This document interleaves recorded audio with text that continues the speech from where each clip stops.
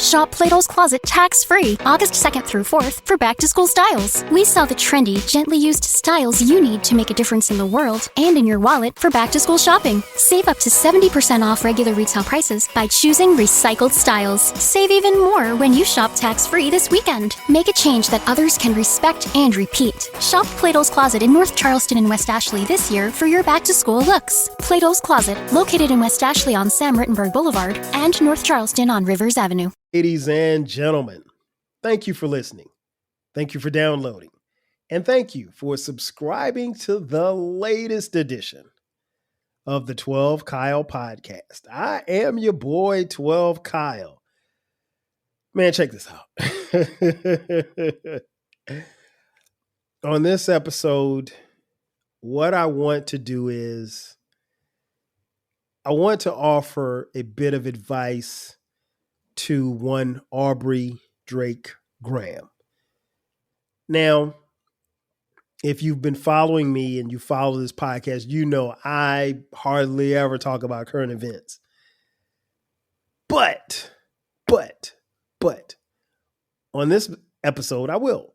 And the reason being is because it's been the elephant in the room for the better part of the last few months. And I don't think, me being the OG that I am, I think it is incumbent upon me to give Drake some gems to take or not take. I know he watches my podcast.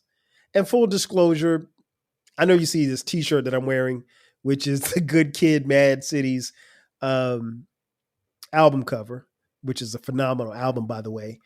It's not to send any subliminal messages. I purposely picked out this shirt for this particular episode. If you're watching on YouTube, thank you for watching. Make sure that you download, subscribe, and tell a friend and share it with them and a few others. It's not that I'm a big Kendrick Lamar fan. I am. And I'll be honest, I'm not a fan of Drake's music. I understand and respect the fact that you guys have made him the hottest dude in the game for the last, 10 plus 15 years. And there's a level of respect that comes along with that because that's a reign to carry for a long time. But if you've been following this beef that he's had with Kendrick Lamar, you've probably seen everything play out. But I want to offer some game, if you will. Maybe not too much game. Shout out to Uncle Dolomite from the Too Much Game podcast. That's the homie right there. But I do want to offer some game to Drake. One thing that he can do is understand that if you don't know your history, you're doomed to repeat it. And what I mean by that is there's someone on Drake's level who went through the same thing that Drake is going through, but on a different wavelength, but nonetheless the same things. And that's Jay-Z. Many years ago, Jay-Z found himself in a similar kerfuffle lyrically with the rapper Nas. Shout out to Nas. Shout out to Jay-Z. And when you think about hip hop beefs, right? What makes the Drake and Kendrick beef so interesting is that they are, as far as current rappers, in my opinion, they're 1 and 2 or 1 and 3. Because personally, I put J. Cole over Drake. But for the, object of this discussion, let's just say that Drake is number 2 behind Kendrick. But Drake is huge. He is a huge star. He is, someone who worked to get to this level. And we'll talk about that a little bit in this episode. But I think he should take notes from Jay-Z. Not that Jay-Z is going to give him any notes, but I'm going to give him the notes for him to have from Jay-Z. Because there's some things that Jay-Z did when he was beefing with Nas that Drake could learn from. And again, if you don't learn from your history, you will repeat it. But before I get into what I'm going to tell Drake, let's go back for those of you who may not have been outside when when Jay-Z and Nas were beefing. Uh, the history of Jay-Z versus Nas. Nas and Jay-Z were really competing for the top spot, if you will, to be the quote unquote king of New York. And this was, in the days of hip hop in the early 2000s where there would be disses, but subliminal disses, or what we call subs. So they both subbed each other quite a bit, but never mentioned either by name. And I won't get into the whole back and forth, but there were subs thrown. Nas put out, I want to say it was, if I can't remember if it was a mixtape or if it were a full track. I don't think it was an album, but he put out a track dissing Jay-Z. It wasn't a full diss. I think he may have given Jay a half a bar. And I think what sparked it was he mentioned it was something at Memphis Bleak, and he said something about, "You want to ball till I fall, I help you with that." And he was talking about Memphis Bleak. Bleak fired back, and then Jay and Jay stepped in for Memphis Bleak, and Jay-Z goes to Summer Jam and he does Takeover, or what would become Takeover, because Jay's album, and this is what, 2011? No, excuse me, 2001. I think it's 2001.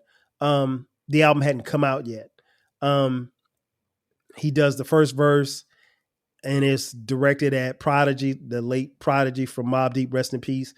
And he says, he finishes it by saying, "Ask Nas, he don't want it with Hove," and cuts the song off, and everybody goes crazy. And that's when Nas came back. I think it was called H to the MO. And, he had a bar for Jay-Z. So Jay-Z fast forwards to September 11th when the album comes out, the Blueprint. And I think it's track 2 is the Takeover. And he gives you that same verse that he gave at Summer Jam in New York City for Prodigy. And then he ends it with "Ask Nas, he don't want it with Hove." And then he goes into verse 2, which is for Nas. And he bodies Nas on that track. And so, unbeknownst to us, this is it for Nas. It's over for Nas. Everybody thinks at this point, Jay-Z got Nas out of here. And it was interesting for me because I'm a fan of both. Huge fan of both at this particular time. I didn't want to see my two favorite rappers going at it. We had not fully healed from Tupac and Biggie, but this was different. And even Tupac and Biggie, sidebar real quick, even Tupac and Biggie were different because it was, that one was personal. It was really personal, especially once Pac said, what he said about faith. Whether or not he was telling the truth or not remains to be seen. I don't think he was, but he definitely had enough ammo and enough guts to spit it on the track to at least try to put it out there. And of course, Biggie and Faith being estranged at the time didn't help. And so that set off everything. And then ultimately, Pac and Big both lose their lives. So we didn't want that to happen again. So Jay puts out Takeover and everything goes away. I mean, we literally don't hear from Nas for months. So keep in mind now, there's no internet. So there's nobody saying "Hey Nas, you got to come back. You got to come back." No, myself included, along with everybody else, thought it was over for Nas. We didn't know how he was going to come back from this. The problem with messing with some people, particularly when you put them in a corner, you force them to fight back. And you could criticize Nas for the beats that he would, rap over. You could never criticize him as an MC because he's an elite MC, always has been. But, the knock on Nas was he picked bad beats. Nas comes back with Ether and destroys Jay-Z. He destroys Jay-Z to the point where Jay-Z runs to the studio and records a song called Super Ugly. And in Super Ugly, he talks about the fact that he slept with Nas's baby mama, blah, blah, blah, blah, blah. And then it's left to us to decide. Takeover, Super Ugly versus Ether. It wasn't even close. Ether obliterated Jay-Z. Now, let me say this and be clear. There are people that I call the Hovengers. The Hovengers, even to this day, don't think that Jay-Z lost that battle. Let me let you in on a little secret. He did. And I'll be the first to admit, I had a hard time letting go of the fact that I thought Jay won it first. He didn't win. You go listen to Takeover and you go listen to Ether, they're not the same. One, Jay spent half of the song for Takeover going at Mobb Deep. He spent the other half going at Nas. Ether was a diss record for one person. He didn't care who else heard that song. He wanted Jay to hear it. And he went right at Jay-Z and tore him apart. And so he knocks Jay-Z. And at this time, keep in mind, Jay-Z is the biggest star in rap, one of the biggest stars in the world. And he knocks Jay-Z off his pedestal, KOs him. And this is Nas, but this is what Nas is capable of. And this is the Nas that we wanted to see. And he subsequently delivered an incredible album on Stillmatic. And I personally think that Jay-Z's beef with Nas helped get Nas back in the game as far as him being an elite MC and rapping over better beats and doing what he was supposed to do and being Nas. And you've seen Nas continue in that ascension, in my opinion, since that beef. So that's the history of Jay-Z versus Nas. So let's fast forward, but back up just a little bit and talk about the history of Drake versus Kendrick. These guys, from what I can tell, were contemporaries. I can't say that they were friends, but they worked together before. They seem to be cool.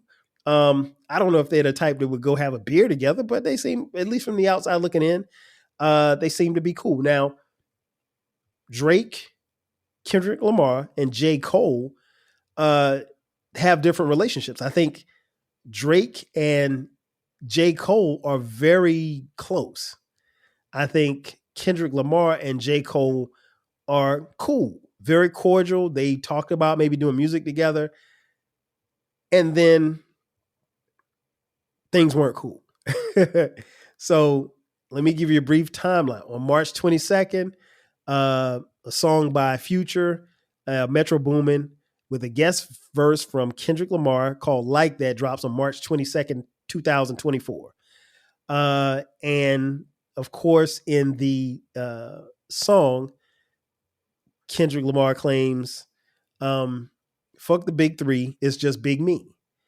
And he was talking about, they had referenced the fact that they were the big three, Kendrick, Cole, and Drake. Kendrick said, nah, I'm not. And he compared Drake to Prince and him to Michael Jackson. No, I'm sorry. Yeah, he compared him and he said Prince outlived. He called himself Prince and compared Drake to Michael Jackson. He said Prince outlived Michael Jackson. Now, subsequently, J. Cole releases a song dissing Kendrick Lamar. And the song is out less than 48 hours before J. Cole issues a public apology to Kendrick Lamar. He said he had not slept and that he was embarrassed by the song. He didn't mean it.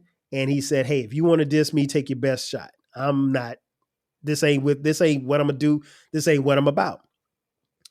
Drake didn't take the same route. On April 13th, 2024, Drake releases Push-Ups. So he comes right back at Kendrick Lamar. And honestly, again, I'm not a Drake fan, but I like this song. This was a good comeback. He hit him with a lyric like, he said, you ain't no big three. SZA got you wiped down. Travis got you wiped down. Savage got you wiped down. Like your label, boy, you in a scope right now. You're going to feel the aftermath of what I write down. That's a bar. You gotta get the language in there because of what he said. He said Interscope, which is Interscope, Aftermath, where Kendrick Lamar is. Let me continue.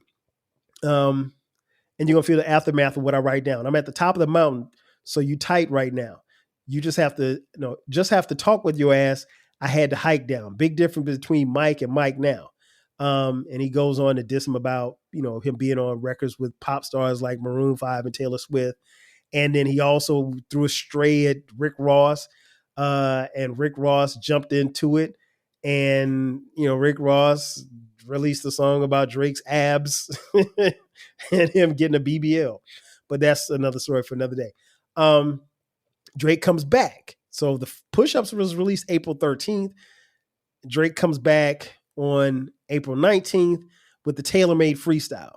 Now, this is a song that contains AI-generated voices of Tupac and Snoop.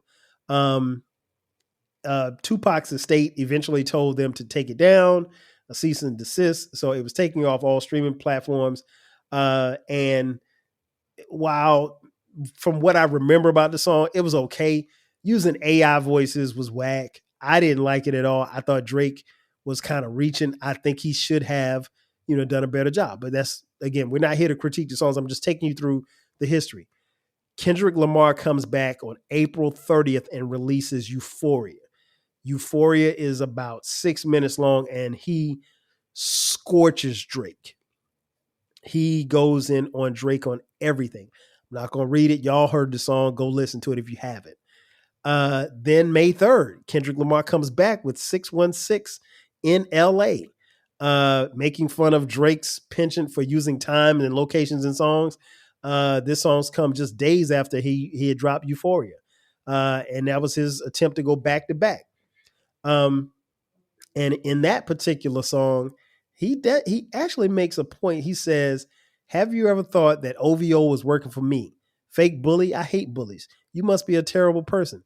Everybody inside your team is whispering you deserve it." Serious allegations here. Then we move on.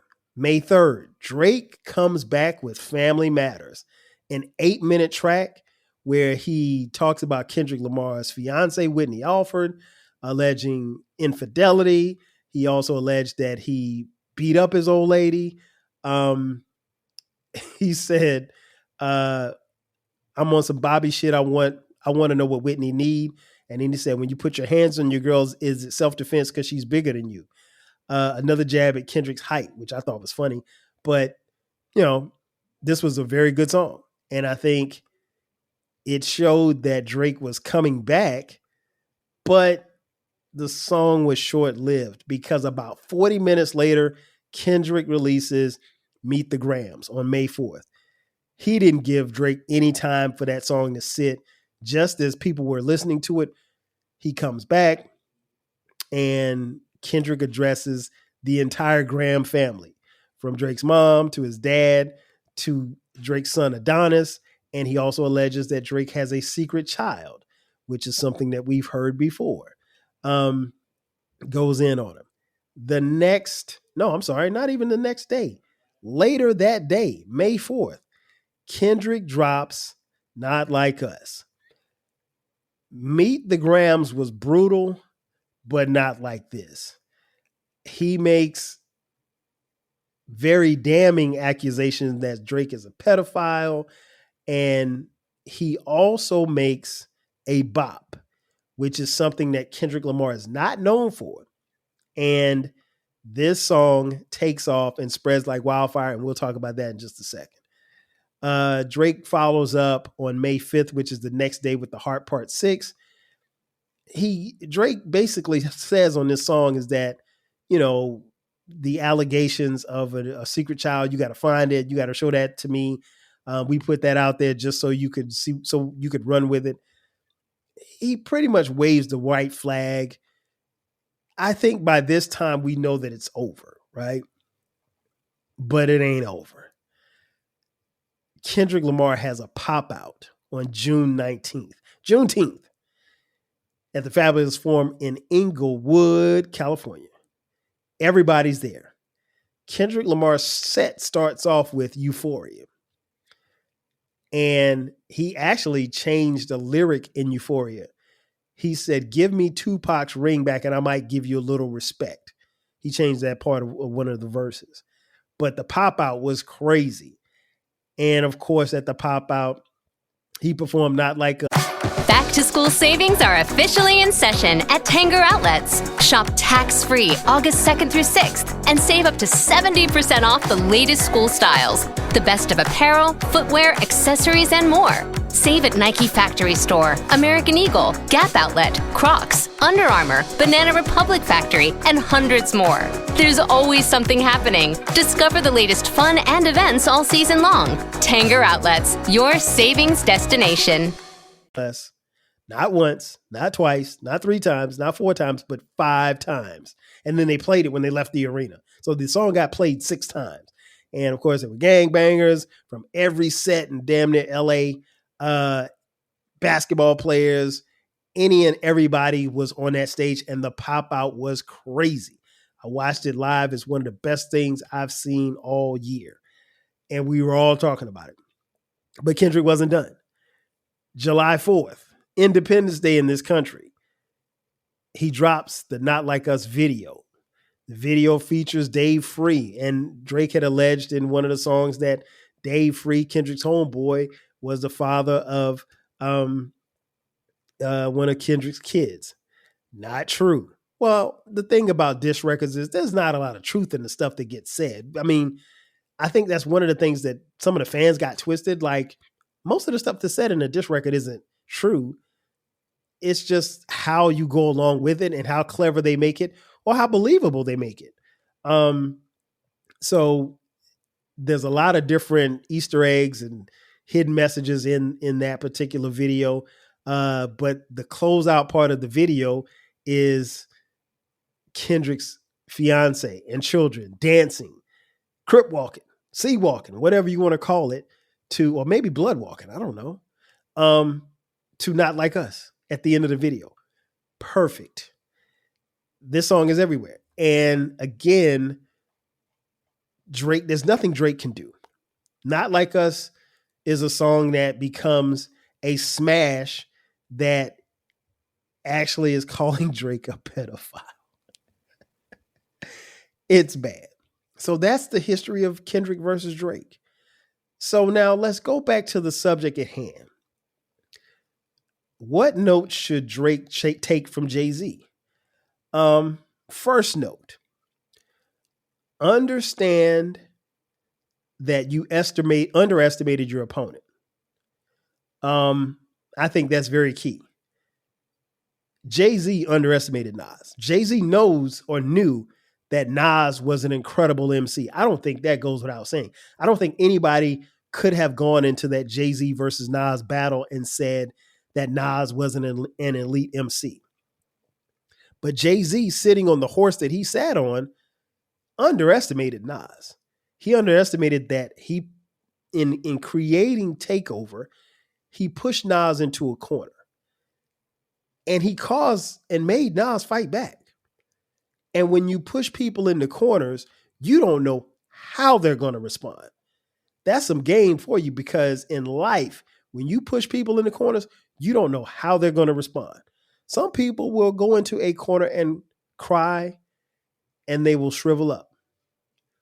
Others will emerge from that corner and bust you in your damn mouth. And this is what happened. So Drake can take a page from Jay-Z in that aspect, because Drake was in between the timeline that I gave you. He was kind of poking at Kendrick, on social media, making fun and jokes and stuff. And I really think that he didn't think that Kendrick Lamar was going to come back when he made After Push-Ups. I think Drake thought that was it. And I think what he underestimated was that this guy is calculated. Like, Kendrick Lamar has strategically calculated all of this. And I was telling the homie Dig Game, shout out to Dig Game, straight out of Low Cash Podcast. I was on his podcast talking about it.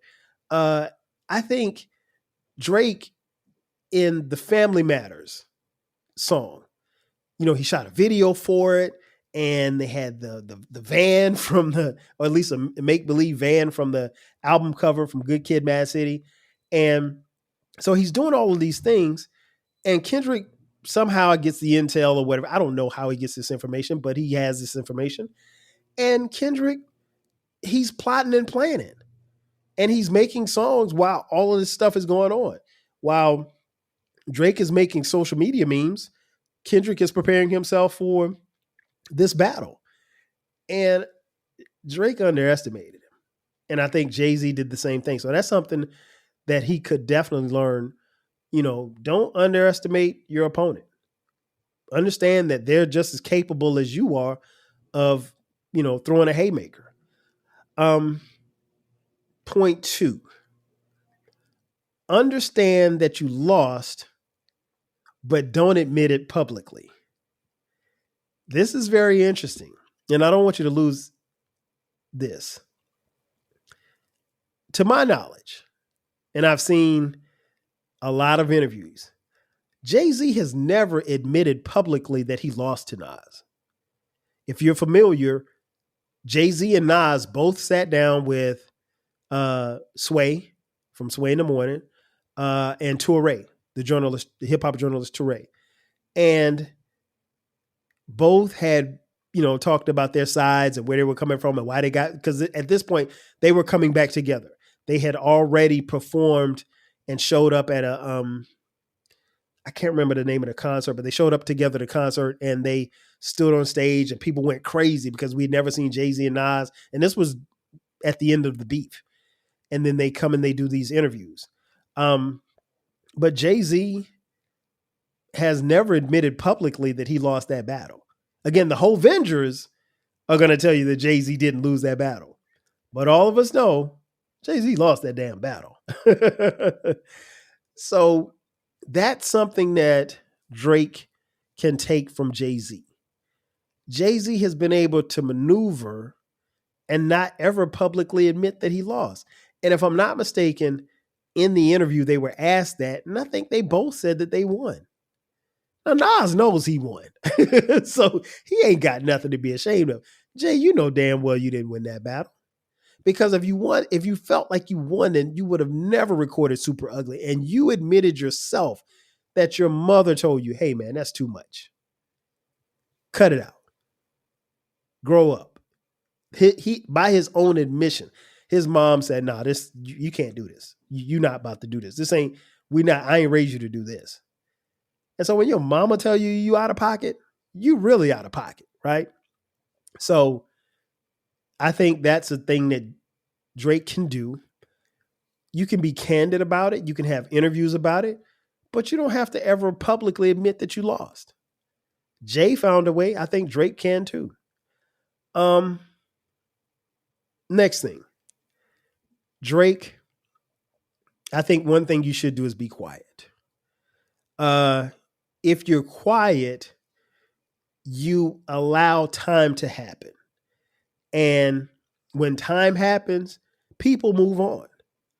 I'll be honest, at the time of this recording, if Drake and Kendrick drop 2 more diss records, I don't know that people will be as invested in those songs as they were a couple of months ago. I just don't. Because at this point, other than the two of them getting in a ring and fighting, which I don't think that that is, because I don't know that they have that disdain disdain for each other. Pac and Biggie, there was probably, especially after what Pac alleged that he did with Faith, you could see Pac and Biggie fighting. Nas and Jay, they were never going to fight. They were never going to shoot at each other, but their camps could have.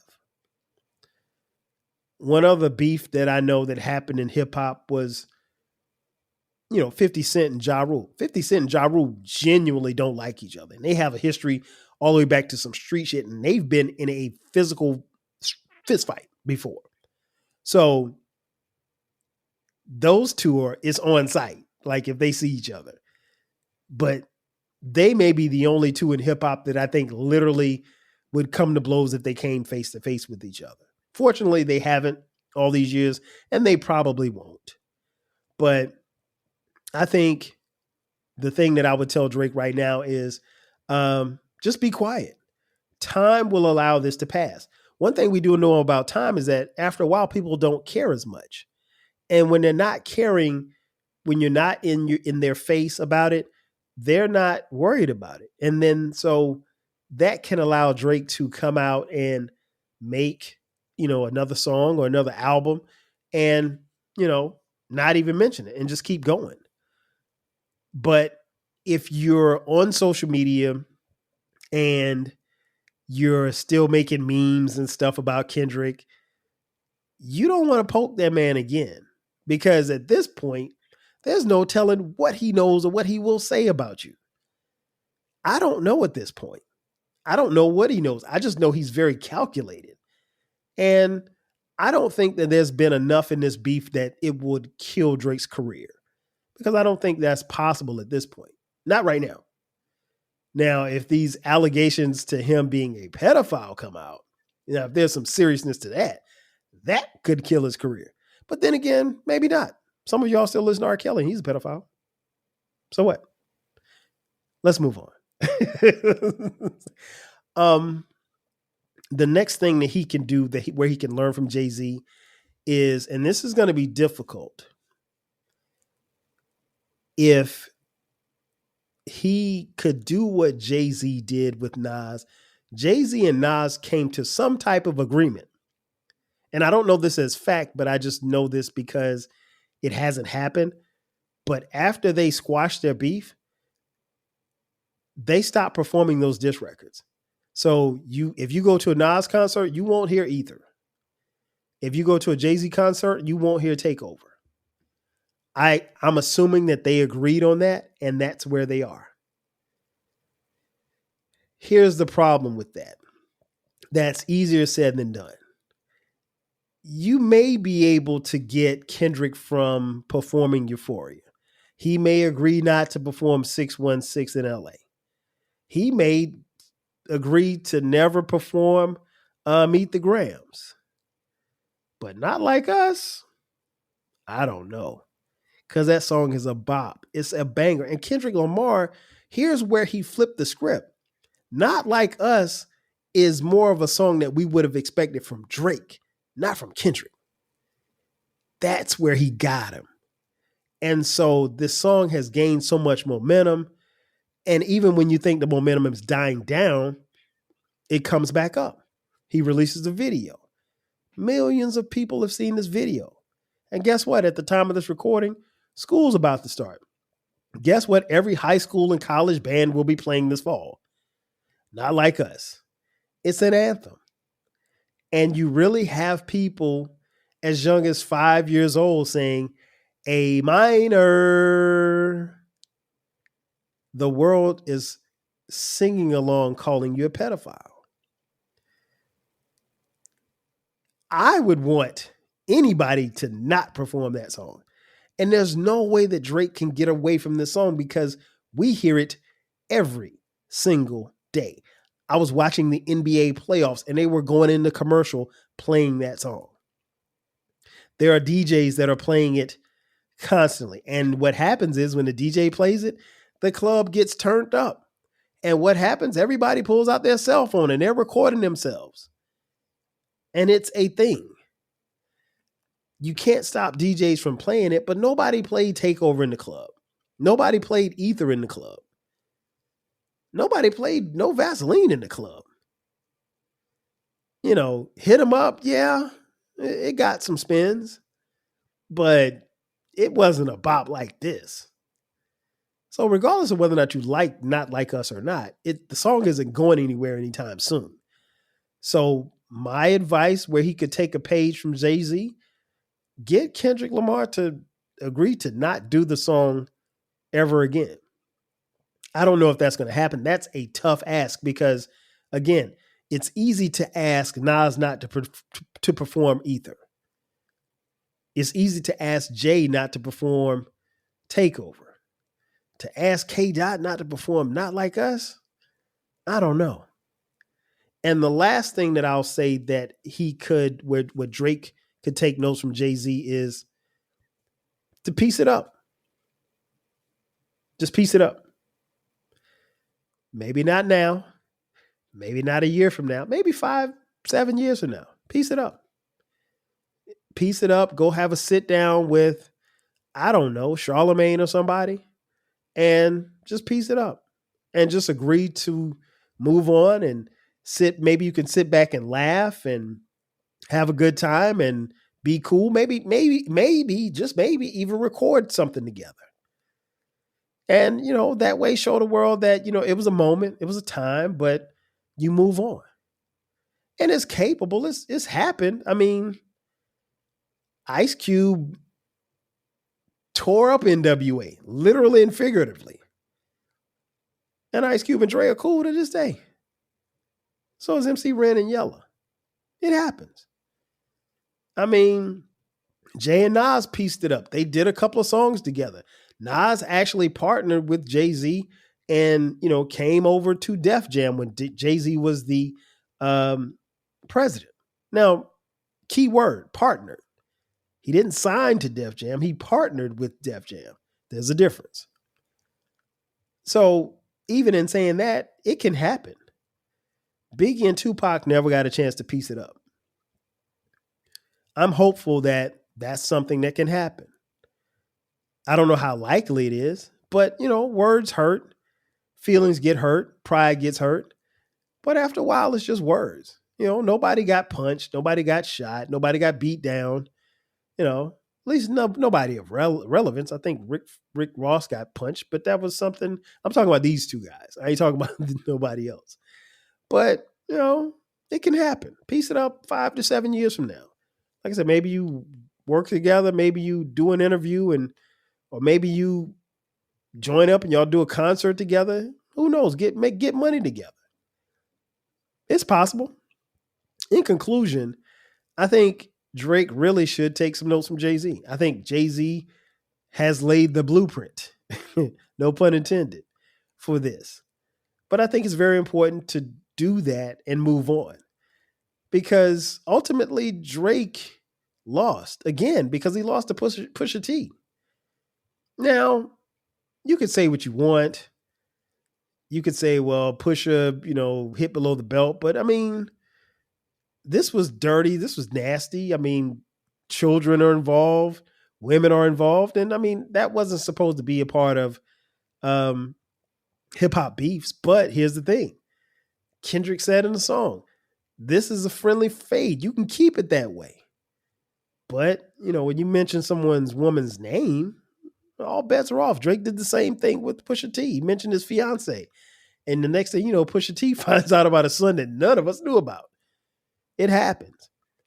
But both guys can move on from this. I don't necessarily know that they're going to be 50 years old beefing about, what was said on Wax 20 years ago. Maybe, maybe not. But again, I think Jay-Z has laid the blueprint for Drake to follow. This is a blueprint that he definitely should follow because there's a lesson learned here. Now, whether or not you choose to listen, that's something totally different. But like I said earlier, if you don't learn from your history, you're definitely doomed to repeat it. Ladies and gentlemen, that's going to do it for me. Thanks again for checking out this edition of the 12 Kyle podcast.